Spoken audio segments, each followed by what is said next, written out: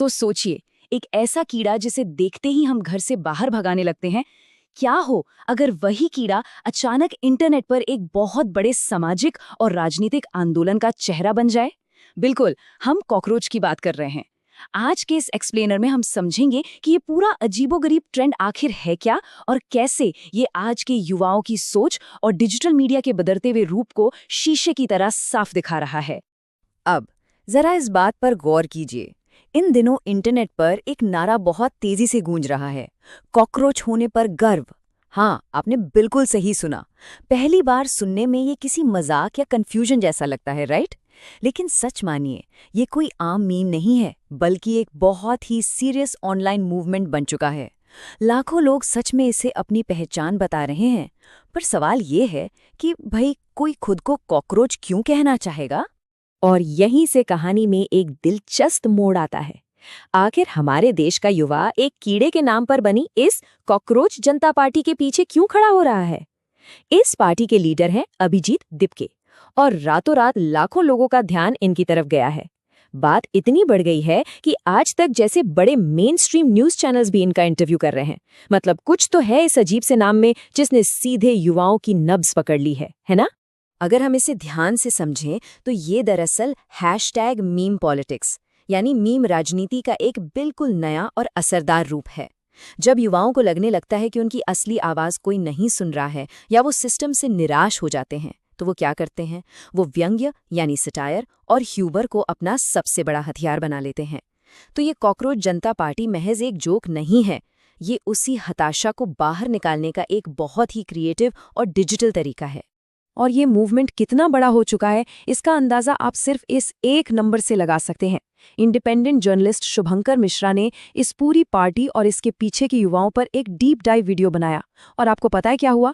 महज 17 घंटों के अंदर उस वीडियो को लगभग 9 लाख, अगर एग्जैक्ट कहूं तो 8,72,007 व्यूज मिल गए। ये कोई छोटी बात नहीं है। ये साफ दिखाता है कि लोग इस तरह के व्यंग्यात्मक कंटेंट से कितना गहरा जुड़ाव महसूस कर रहे हैं। आप देखिए, इंटरनेट की दुनिया है तो ड्रामा तो होगा ही। इस कॉकरोच जनता पार्टी को टक्कर देने के लिए अब एक नेशनल पैरासिटिक फ्रंट नाम का ग्रुप भी सामने आ गया है। मतलब नकली पार्टियों की एक अलग ही राइवलरी चल रही है। और सबसे मजेदार बात तो ये है कि द लल्लन टॉप जैसे बड़े डिजिटल न्यूज प्लेटफॉर्म्स इन दोनों के मैनिफेस्टो को बिल्कुल उसी सीरियसनेस के साथ कवर कर रहे हैं जैसे किसी असली चुनाव की रिपोर्टिंग हो रही हो। ये सटायर अब मेन स्ट्रीम डिजिटल न्यूज का हिस्सा बन चुका है। तो चलिए अब थोड़ा जूम आउट करते हैं और इस पूरे व्यंग्य के पीछे की असली सच्चाई को समझने की कोशिश करते हैं। क्योंकि जब हम इन मीम्स और हंसी मजाक से थोड़ा पर्दा हटाते हैं तो असलियत काफी गंभीर नजर आती है। YouTube का एल्गोरिथम भी बता रहा है कि जो लोग इस पार्टी के मीम्स देख रहे हैं वो दरअसल किन चीजों से परेशान हैं। ये वो युवा हैं जो नीट यूजी 2026 जैसे बड़े पेपर लीक से घबराए हुए हैं, गिरते रुपए और इकोनॉमी की टेंशन में हैं, त्रिशा शर्मा केस जैसे बढ़ते दहेज अपराधों से डरे हुए हैं, और सबसे बड़ा मुद्दा बेरोजगारी से जूझ रहे हैं। ये सब इसी हताशा की असली वजह है। जरा इन व्यूअरशिप नंबर्स पर एक नजर डालिए, ये सच में चौंकाने वाले हैं। ध्रुव राठी के नीट परीक्षा वाले वीडियो पर 6.2 मिलियन यानी 62 लाख व्यूज हैं। राज शमानी के आर्थिक संकट वाले वीडियो पर 2.9 मिलियन और त्विषा शर्मा वाले मामले पर शुभंकर मिश्रा के वीडियो को 1.5 मिलियन लोगों ने देखा है।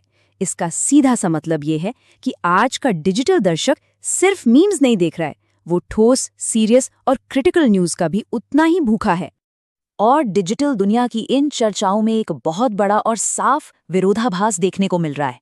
एक तरफ हम सरकारी बयानों पर चर्चा देखते हैं जहां डॉलर बचाने की अपील का विश्लेषण हो रहा है, वहीं दूसरी तरफ राज शमानी और फे डिसूजा जैसे इंडिपेंडेंट पत्रकार लगातार गिरते रुपए और सोने की बढ़ती कीमतों को लेकर मिडिल क्लास की टेंशन को कवर कर रहे हैं।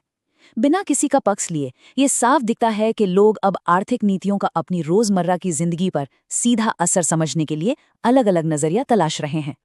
अब यहाँ से हम एक बहुत बड़े मीडिया शिफ्ट की बात करते हैं, यानी कैसे लोग मुख्य धारा से हटकर स्वतंत्र डिजिटल मीडिया की तरफ जा रहे हैं। अब अगर हम खबरों से हटकर खबर देने वालों पर ध्यान दें तो तस्वीर और भी साफ हो जाती है। शुभंकर मिश्रा का ही उदाहरण ले लीजिए। उन्होंने आज तक और जी न्यूज जैसे बड़े नेटवर्क्स में एक एंकर के तौर पर शुरुआत की, लेकिन फिर एक पॉइंट पर आकर उन्होंने उस ट्रेडिशनल टीवी को अलविदा कह दिया। आज वो सोशल मीडिया पर पूरी तरह से इंडिपेंडेंट जर्नलिज्म कर रहे हैं, बिना किसी दबाव के खुलकर ऑनलाइन राजनीतिक बहसों से लेकर सामाजिक मुद्दों तक सब कुछ कवर कर रहे हैं। और भाई ये बदलाव सिर्फ एक पत्रकार तक सीमित नहीं है। रवीश कुमार ऑफिशियल, अजीत अंजुम, द देशभक्त वाले आकाश बैनर्जी और न्यूज लॉन्ड्री जैसे कई नाम आज डिजिटल ट्रेंडिंग चार्ट्स पर राज कर रहे हैं। ये सब कर क्या रहे हैं?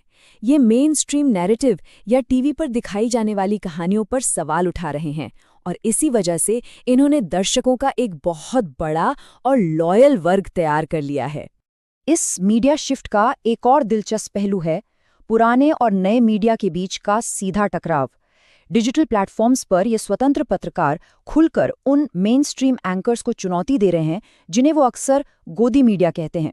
उदाहरण के लिए स्रोतों में हम देखते हैं कि कैसे अजीत अंजुम सीधा सुधीर चौधरी जैसे लेगेसी मीडिया एंकर्स पर निशाना साध रहे हैं। ये पूरी लड़ाई, ये पूरा संघर्ष अब बिल्कुल पब्लिक और डिजिटल मंचों पर लड़ा जा रहा है। तो अगर हम इन सारी बातों को एक साथ जोड़कर देखें तो क्या समझ आता है?